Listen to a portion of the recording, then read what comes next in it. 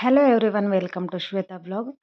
ಇವಾಗ ಮಾವಿನ ಹಣ್ಣಿನ ಸೀಸನ್ ಆಗಿರೋದ್ರಿಂದ ಮನೆಯಲ್ಲೇ ಫ್ರೂಟಿ ಮಾಡೋಣ ಅಂತ ಅಂದ್ಬಿಟ್ಟು ನಾನಿಲ್ಲಿ 2 ಮಾವಿನ ಹಣ್ಣು ತೊಗೊಂಡಿದ್ದೀನಿ. ಅದನ್ನ ಸಿಪ್ಪೆ ಎಲ್ಲ ತೆಗೆದು ನೀಟಾಗಿ ಚಿಕ್ಕ ಚಿಕ್ಕದಾಗಿ ಕಟ್ ಮಾಡಿಬಿಟ್ಟು ಒಂದು ಮಿಕ್ಸರ್ ಜಾರಿಗೆ ಹಾಕ್ಕೊಂಡು ನಮಗೆ ಶುಗರ್ ಎಷ್ಟು ಬೇಕೋ ಅಷ್ಟು ಆ್ಯಡ್ ಮಾಡ್ಕೋಬೇಕು. ನಾನಿಲ್ಲಿ 1 ಕಪ್ಪಷ್ಟು ಆ್ಯಡ್ ಮಾಡ್ಕೊಂಡಿದ್ದೀನಿ. ನಿಮಗೆ ಶುಗರ್ ಜಾಸ್ತಿ ಇಷ್ಟಪಡೋರು ಜಾಸ್ತಿ ಕೂಡ ಆ್ಯಡ್ ಮಾಡ್ಕೋಬೋದು.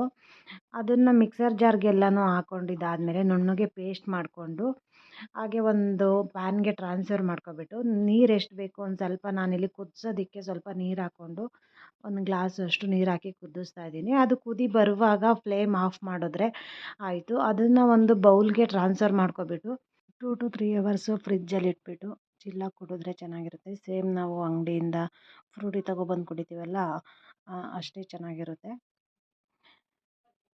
ನೆಕ್ಸ್ಟ್ ನಾನಿಲ್ಲಿ ನನ್ನ ಮಕ್ಕಳಿಗೆ ಹೊರಗಡೆಯಿಂದ ಜ್ಯೂಸ್ ಯಾವುದೂ ತಂದು ಕೊಡಲ್ಲ, ಮನೇಲೇ ಫ್ರೆಶ್ಶಾಗಿ ಮಾಡಿಬಿಟ್ಟು ಈ ಥರ ಕೊಡ್ತೀನಿ.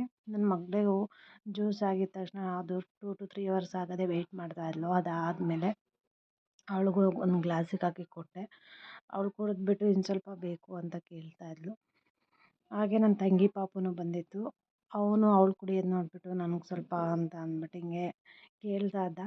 ಅವನಿಗೂ ಸ್ವಲ್ಪ ಕುಡಿಸ್ದೆ. ಇಬ್ಬರು ಸಾಕು ಸ್ವಲ್ಪ ಕುಡ್ಕೊಂಡ್ರು. ನನ್ನ ಮಗಳಿಗೆ ಸ್ವಲ್ಪ ಕೊಟ್ಟರೆ ಇನ್ನು ಸ್ವಲ್ಪ ಕೊಡು, ಇನ್ನು ಸ್ವಲ್ಪ ಕೊಡು ಅಂತ ಅಂದ್ಬಿಟ್ಟು ಕುಡಿತಾನೆ ಇದ್ಲು. ನಾನೇ ಸ್ವಲ್ಪ ಕೋಲ್ಡ್ ಇತ್ತು ವೆದರು, ಕೋಲ್ಡ್ ಏನಾದ್ರು ಆಗಿಬಿಡುತ್ತೆ ಅಂತ ಅಂದ್ಬಿಟ್ಟು ಸ್ವಲ್ಪ ಕೊಟ್ಟೆ.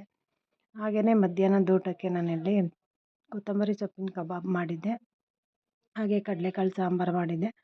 ನಿಮಗೇನಾದರೂ ಕೊತ್ತಂಬರಿ ಸೊಪ್ಪಿಂದು ಕಬಾಬು ರೆಸಿಪಿ ಬೇಕು ಅಂದರೆ ಕಮೆಂಟ್ಸ್ ಮಾಡಿ, ನೆಕ್ಸ್ಟ್ ವಿಡಿಯೋದಲ್ಲಿ ಅಪ್ಲೋಡ್ ಮಾಡ್ತೀನಿ. ಇವತ್ತಿನ ವಿಡಿಯೋ ಇಷ್ಟೇ. ತಮ್ಮೆಲ್ಲರಿಗೂ ಇಷ್ಟ ಆಗಿದ್ದರೆ ಪ್ಲೀಸ್ ಒಂದು ಲೈಕ್ ಮಾಡಿ, ಶೇರ್ ಮಾಡಿ, ಹಾಗೆ ಕಮೆಂಟ್ಸ್ ಮಾಡಿ. Thank you all.